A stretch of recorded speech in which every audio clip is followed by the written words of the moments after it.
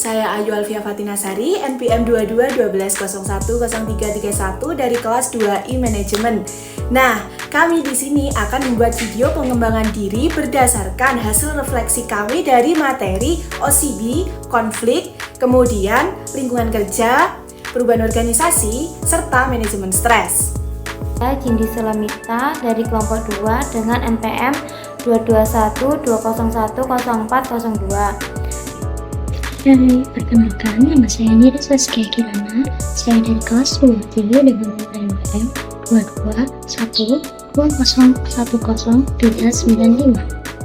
Di sini saya akan menjelaskan tentang kelebihan dan kekurangan saya. Yang pertama dimulai dari kelebihan. Kelebihan saya yakni saya adalah pribadi yang cepat beradaptasi akan hal baru. Yang kedua, saya adalah pribadi yang cepat tanggap dalam menerima informasi atau penjelasan dari orang lain. Yang ketiga, saya adalah pribadi yang mudah sekali mengingat dan memiliki ingatan yang tajam akan sesuatu. Untuk kekurangan saya adalah pribadi yang cenderung memimpin dan kadang teman saya kurang suka untuk saya pimpin. Setelah itu, saya adalah pribadi yang kurang bisa memulai. Maksud saya di sini dalam hal pengerjaan tugas, mungkin misalnya untuk pengerjaan tugas UTS kemarin ya. Untuk pengerjaan tugas UTS kemarin, saya adalah pribadi yang bisa untuk melengkapi, menyempurnakan dan juga mengoreksi. Kalau untuk mengawali, saya masih bingung untuk membuat kerangkanya. Disitulah kekurangan saya. Untuk tugas dan pekerjaan, saya adalah pribadi yang tidak suka menunda-nunda apabila saya bisa mengerjakannya secepat mungkin setelah diberikan dan saya paham akan tugas tersebut. Di sini saya akan menjelaskan kelebihan dan kekurangan saya. Saya orangnya suka berkomunikasi, apalagi berkenalan dengan hal-hal yang baru, karena saya mudah untuk beradaptasi.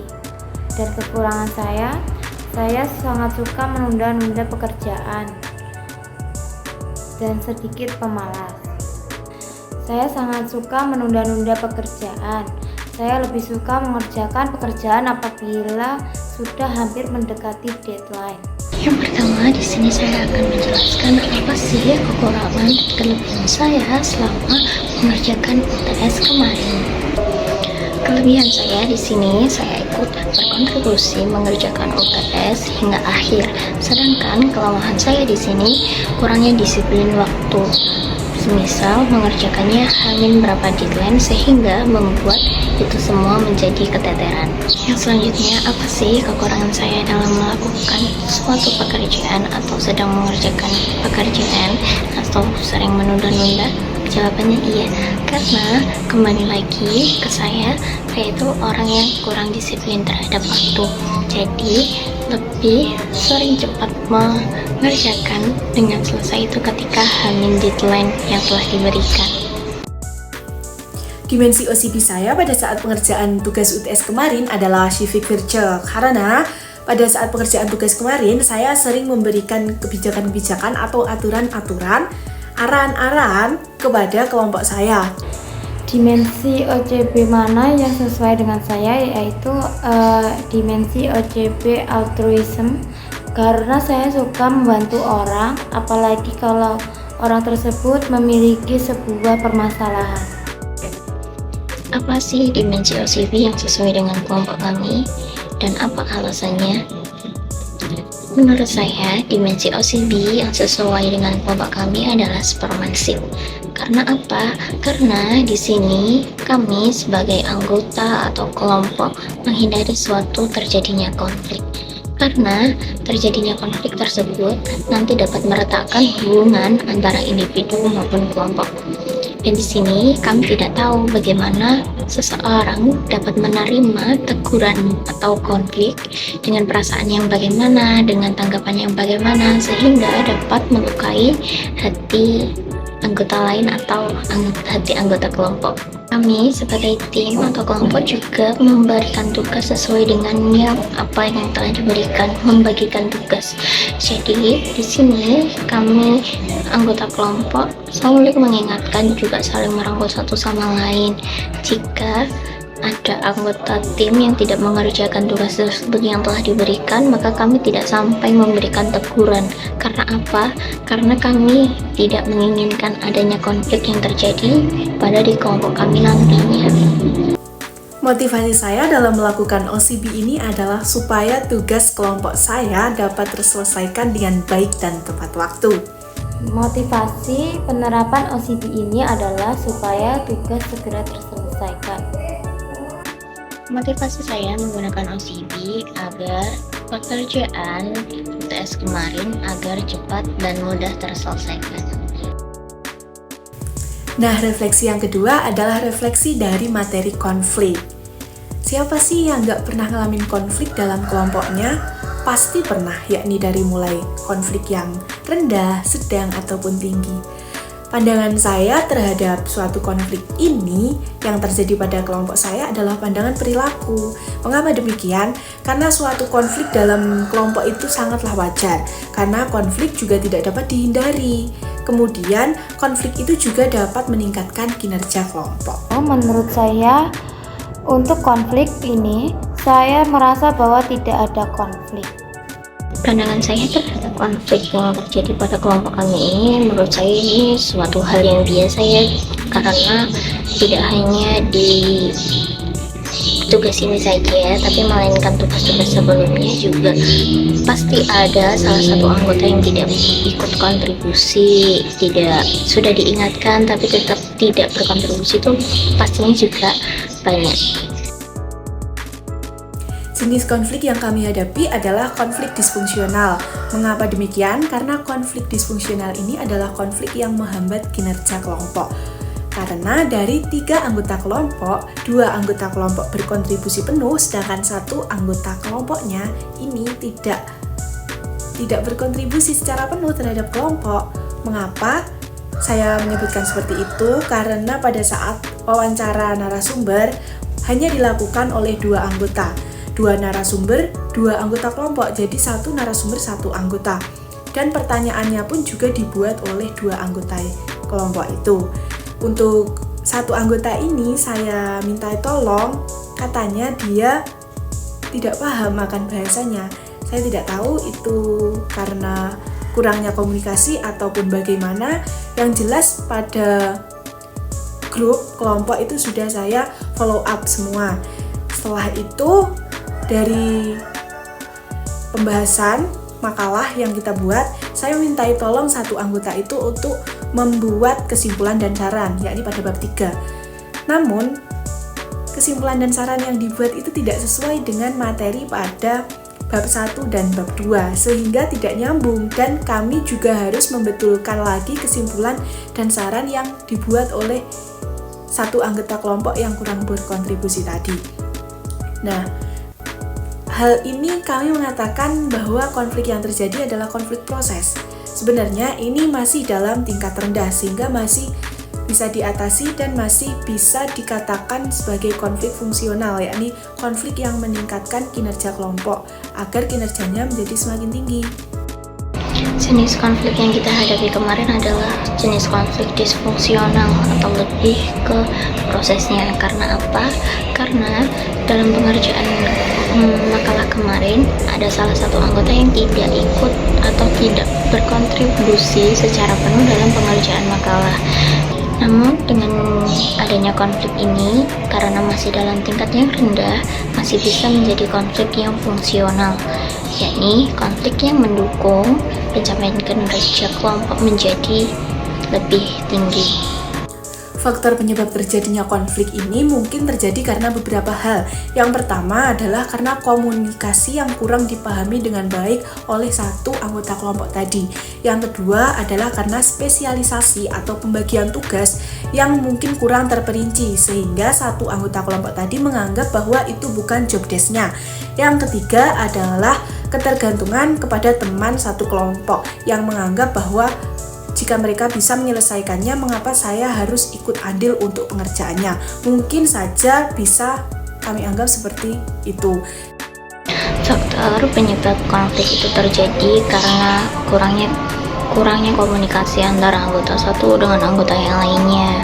terus juga adanya tugas yang dikumpulkan atau tugas yang telah kami berikan itu diberikan kepada kami secara tidak kurang atau kurang signifikan dengan yang dimaksud atau yang dituju, karena cuman kayak mengambil atau mengcopy paste dari Google. Dan yang paling sering terjadi penyebab timbulnya konflik ini lebih ke tergantungan satu sama lain dengan anggota kelompok. Maksudnya lebih kayak ya udahlah ada dia, jadi menyerahkan semua tugas-tugas itu terhadap teman yang dianggapnya itu bisa melakukan itu sendirian. Nah, bagaimana penanganan dan manajemen konfliknya? Kami menggunakan dominasi atau penekanan, yakni pada poin menghindari. Mengapa kami memilih menghindari? Karena kami tidak ingin memperpanjang, dan kami harap dengan adanya video ini dapat menjadi koreksi bagi satu anggota tadi agar dapat menjadikan bahan perbaikan ke depannya. Begitu, jadi kami memilih untuk menghindari, tidak memperpanjang dan tidak mempermasalahkan. Semoga dapat menjadi pembelajaran bagi anggota tersebut.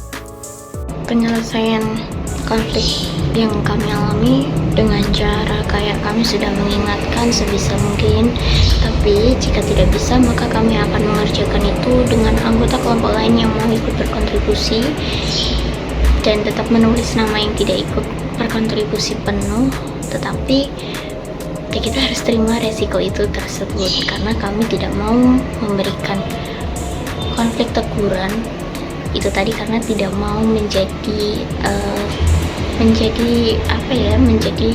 timbul konflik dan cekcok yang satu dengan anggota yang lain.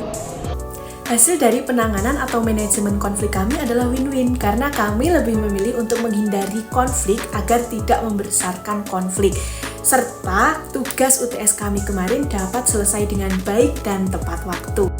Hasil manajemen win-win ini, kami tetap dapat melaksanakan tugas atau mengumpulkan tugas dengan tepat waktu dikarenakan kami tidak mempunyai satu anggota saja, melainkan juga masih ada anggota lainnya yang ikut berkontribusi, sehingga makalah itu dapat terselesaikan dengan tepat waktu, juga dikumpulkannya dengan tepat waktu juga. Hasil refleksi yang ketiga adalah dari materi perubahan organisasi.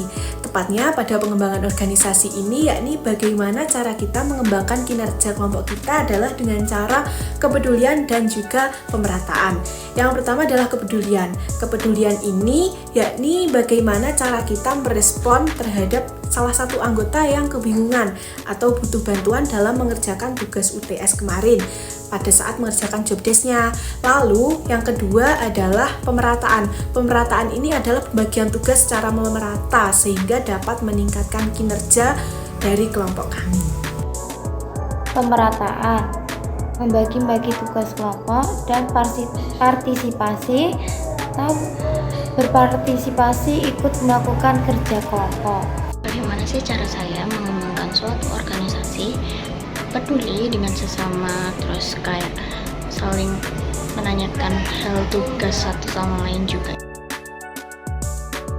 Nah, untuk refleksi yang keempat adalah refleksi dari materi lingkungan kerja.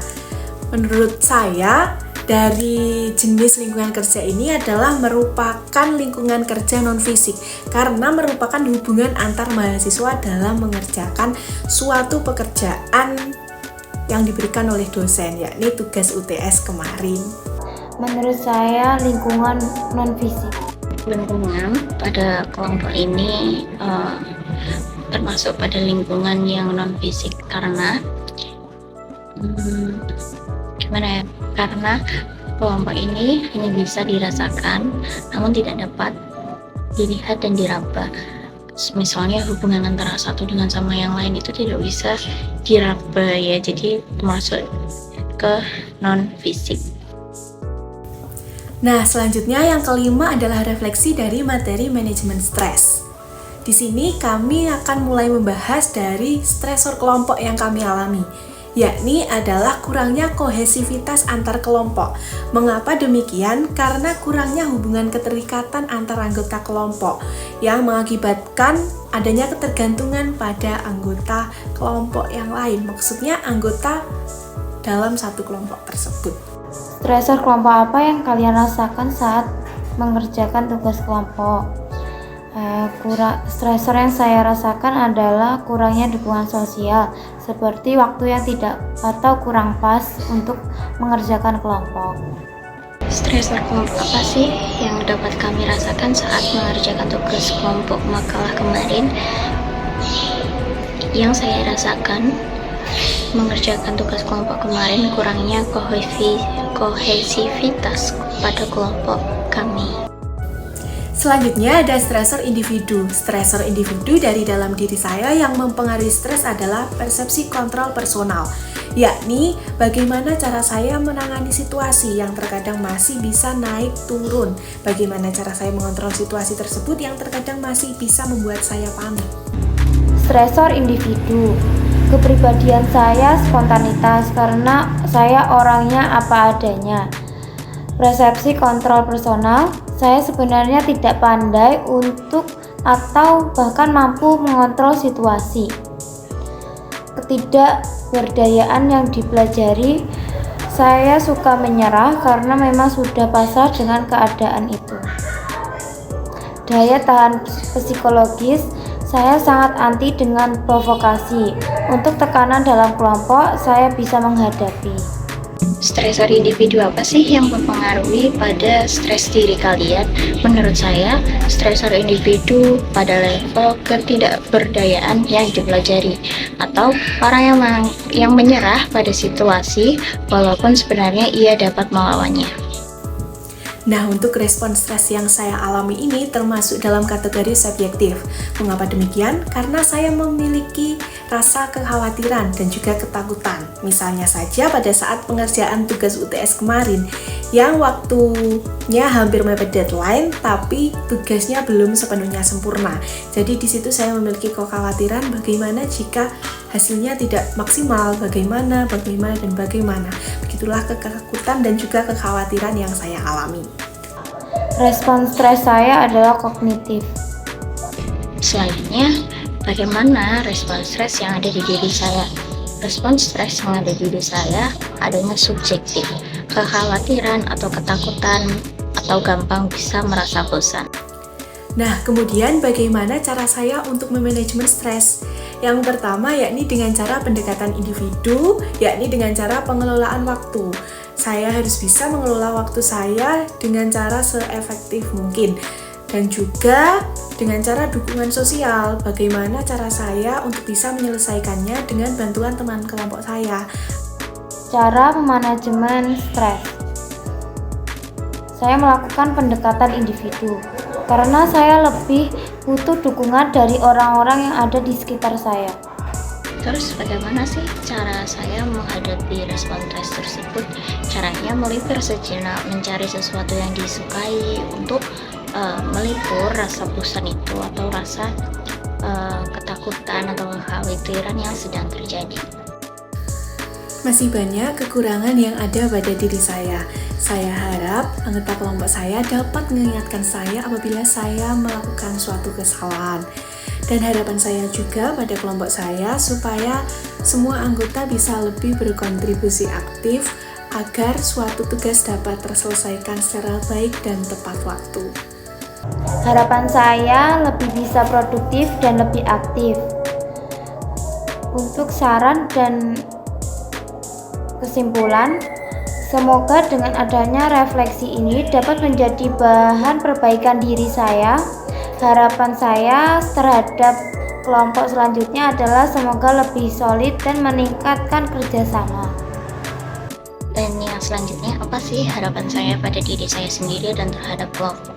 Serta kesimpulannya bagaimana? Nah, harapan saya pada diri saya sendiri, semoga saya semakin saling berkontribusi terhadap satu sama lain agar menyelesaikan pekerjaan kelompok itu dengan sesama. Terus pada kelompok. Saya berharap semoga kelompok ini nantinya kedepannya tetap bisa saling kayak mempereratkan hubungan antara satu dengan yang lainnya meskipun tugas kelompok ini sudah selesai. Terus kesimpulannya, jangan saling bergantung terhadap teman meskipun temannya itu bisa, tetapi setidaknya tetap di kayak kitanya ikut berkontribusi meskipun tidak sepenuhnya, setidaknya kayak bagaimana tugasnya, bos apa sih menanyakan tugas atau bagaimana. Demikian video dari kami, terima kasih atas perhatiannya dan mohon maaf apabila ada kesalahan dalam pembuatan video kami. Terima kasih dan sampai jumpa.